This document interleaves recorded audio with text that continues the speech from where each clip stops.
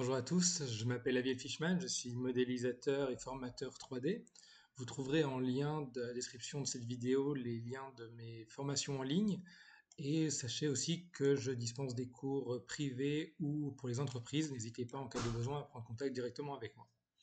Aujourd'hui, on va faire un petit tutoriel assez simple de base où on va revoir un peu les fonctions de base dans la modélisation d'un projet. Le projet, c'est de modéliser donc cette lampe ici en utilisant pas de plugins. Moi, j'ai quelques plugins comme vous voyez là-haut. Le but, voilà, c'est d'utiliser le moins de plugins possible pour que tout le monde puisse utiliser avec les outils de base SketchUp. On voit tout ce qu'on peut faire. Alors évidemment, ici, donc j'ai importé une image. Donc vous allez dans Importer, Images.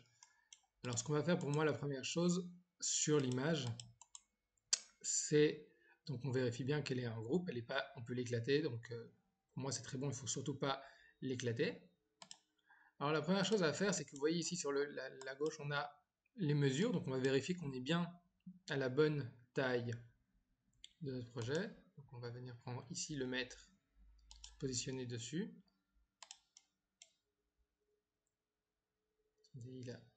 Voilà.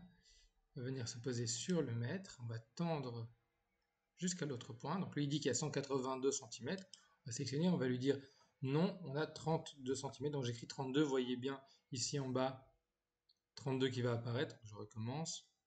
Prendre d'ici à là. Je clique, j'écris 32, entrée. Il me demande si je souhaite redimensionner mon plan. Oui. Évidemment, il est maintenant beaucoup plus petit qu'avant. Et voilà, donc maintenant on va vérifier, on va reprendre le mètre, on va mesurer du point ici à là. On est bien à 32. On va voir si l'autre mesure est bien prise en compte.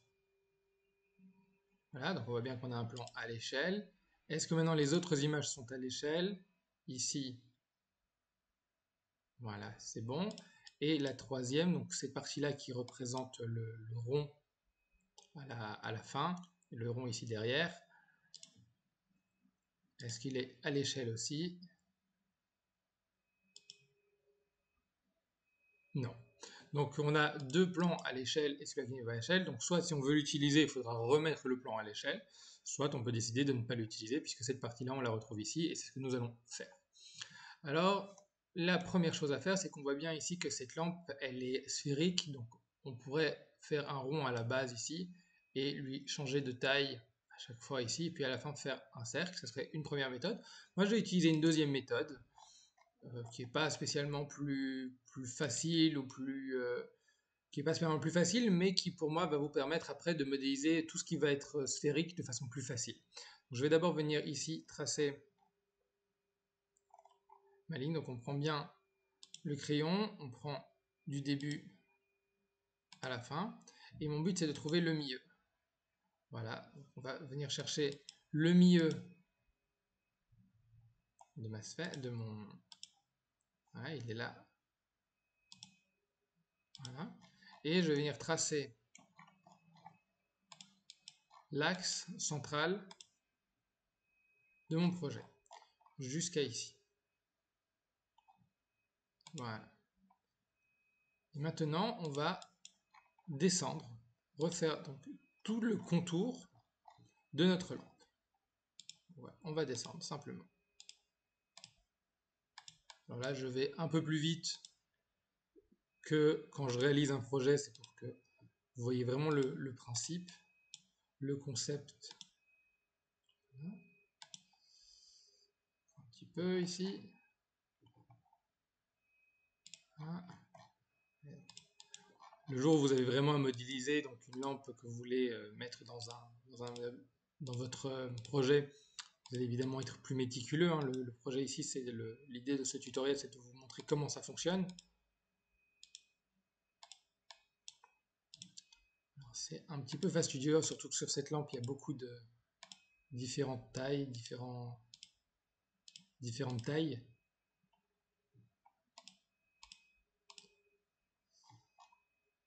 C'est un très beau modèle de lampe qui existe dans un magasin. Je mettrai évidemment le lien de la lampe dans la description qui existe dans le magasin.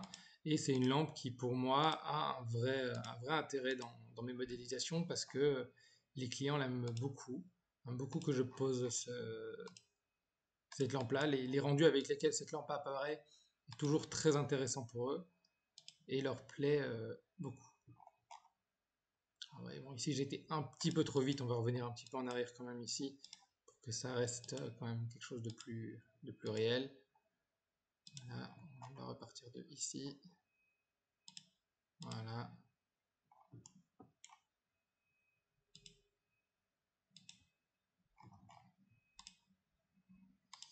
Là, on va venir gommer cette partie-là.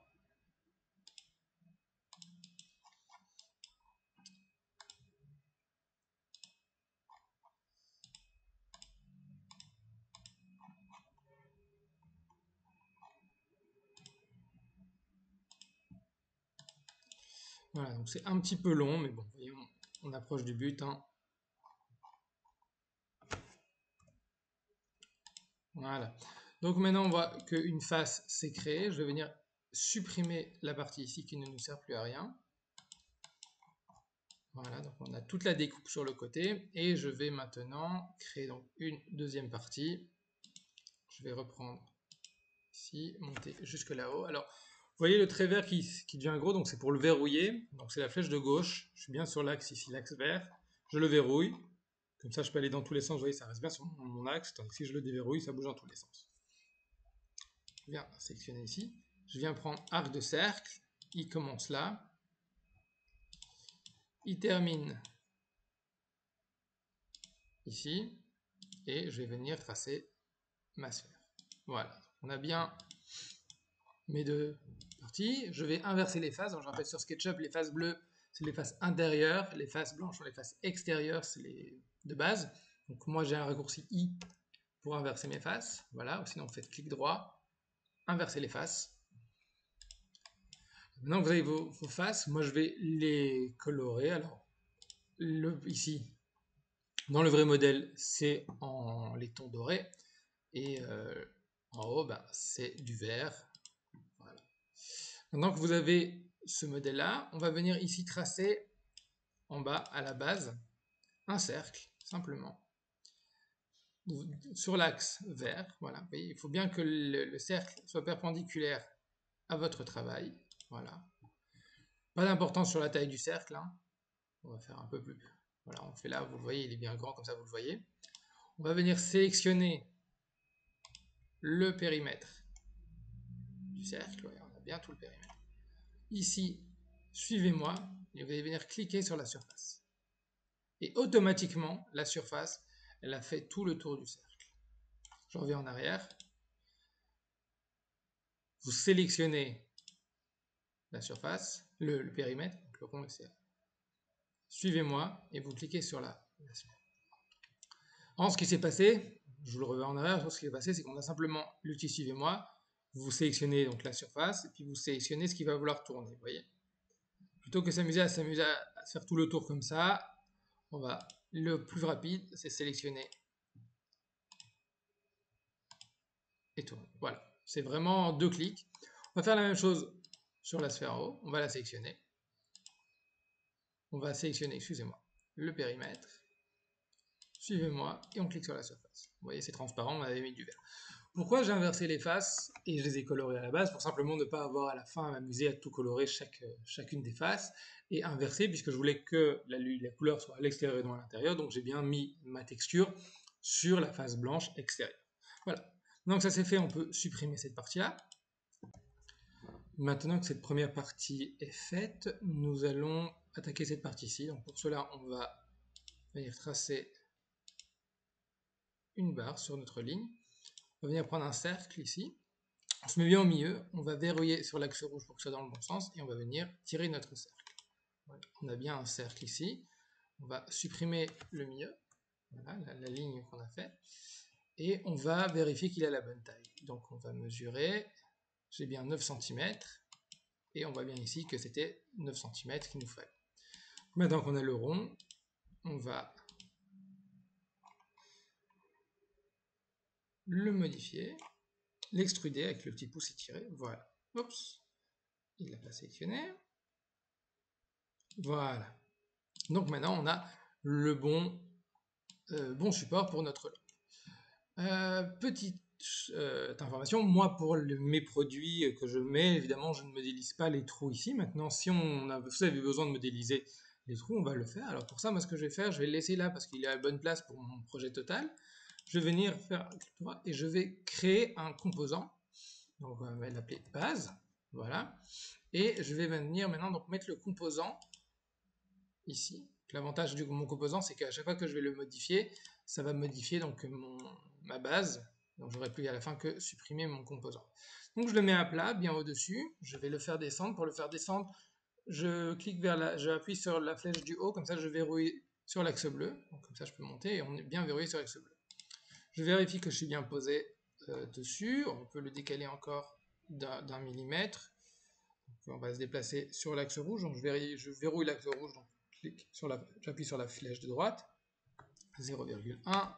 Voilà, on est bien. Maintenant, pour savoir où sont les trous en dessous, je vais venir mettre la transparence. Donc ici en haut, vous avez transparence. Voilà. Et donc on voit bien mon plan qui est à travers. Je vais donc rentrer dans mon composant. Et voilà, si je sélectionne ici ma face, si je regarde ici à gauche, on voit bien que ma face est sélectionnée ici aussi. Donc je vais venir faire un cercle. Je vais mettre bien dessus. Voilà. Un premier cercle. Je vais venir le sélectionner. Juste mon cercle. Avec ici le déplacer. On va verrouiller sur l'axe. Voilà.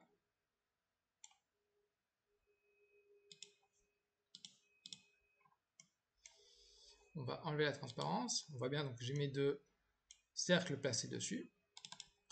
Et maintenant, je vais avec l'outil pousser-tirer, extruder et créer donc un trou.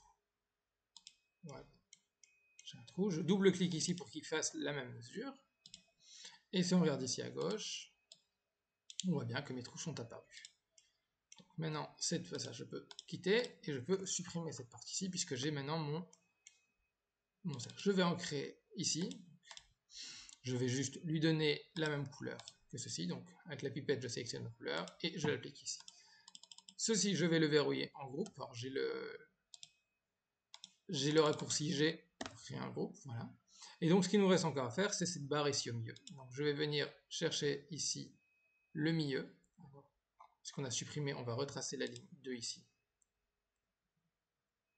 On va la mettre un peu plus haut. Voilà, de ici à ici. On va venir reprendre un cercle. On va se mettre sur l'axe rouge. Voilà. De nouveau supprimer la partie du milieu. On voit bien donc c'est la face bleue qui est ici versée. Nous, il nous faut la face blanche. Inversée. Je mets la bonne couleur dessus. Et avec l'objet pouce et tirer, je me mets dessus et je tire. Voilà. Jusqu'à mon objet. On voit bien que j'ai l'objet. Je vais en faire un groupe. Je vais tout sélectionner. Donc je prends la flèche, j'appuie sur le premier, j'appuie sur CTRL, on voit le petit plus qui apparaît, je reste appuyé sur CTRL. Si je lâche CTRL, le plus disparaît, je reste appuyé. Je sélectionne tout. Je vais créer un composant en l'appelant lampe. Pourquoi je vais créer un composant? Parce qu'après, quand je vais l'utiliser plusieurs fois dans mes modèles, si je veux le modifier, il me modifiera automatiquement tous mes lampes. Voilà, on va le faire monter. Voilà. Et voilà, vous avez une lampe à l'échelle, donc la bonne taille du produit, que vous pouvez mettre où vous voulez dans vos projets. On a bien les trous. Il n'y a pas l'ampoule. Pourquoi je n'ai pas fait l'ampoule? Pour la simple et bonne raison, c'est que ici j'ai mis le vert, mais que dans la réalité le vert il est teinté, donc on ne voit pas l'intérieur. Et au moment où je vais travailler sur V-Ray ou Twinmotion pour y mettre la texture, je mettrai une texture de vert opaque. Voilà, j'espère que ce tutoriel vous a plu. N'hésitez pas à mettre un pouce bleu. Si vous le faites chez vous, envoyez-moi dans les commentaires si vous avez réussi ou pas, même une petite photo, une petite vidéo de comment vous l'avez réalisé. Si vous avez la moindre question, n'hésitez pas, je reste à votre entière disposition. Au revoir.